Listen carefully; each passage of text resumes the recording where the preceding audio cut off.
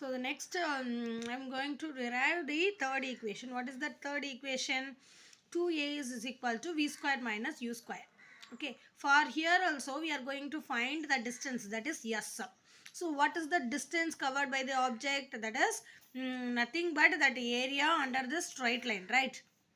This is the distance. This is the distance covered by the object, that is here the starting point, and this is the ending point, right? So what is that distance covered by the object is equal to area of this area of this portion. So see, DOEB.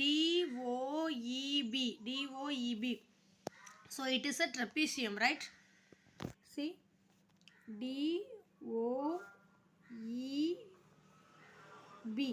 So it is a trapezium. In that second equation, we split the area into two, that is one rectangle and a triangle. But here now we are going to find the area of the trapezium, DOEB. So what is that formula for finding the area? Wait. So that distance covered by the object is equal to area of this trapezium, DOEB. So what is the formula of the finding area of trapezium? That is 1 by 2 into sum of length of parallel sides into distance between parallel sides. Okay. So the first one is sum of length of parallel sides. See, what is that parallel sides? This is a parallel side and this is the another parallel side. So sum of sides of length of parallel sides. So what is the sum here? What is that parallel side? OD, right?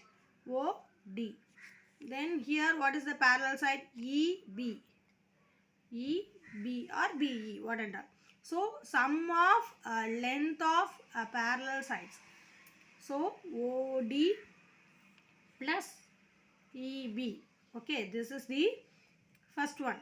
That is, what is the formula for finding area of trapezium?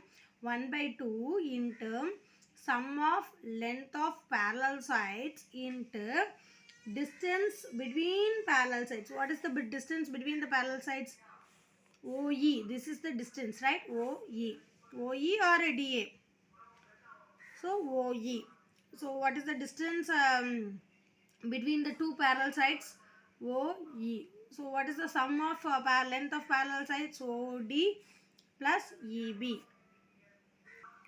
So from the graph we can write 1 by 2 into sum of length of parallel side is equal to OD plus BE into what is the distance between the parallel sides is OE.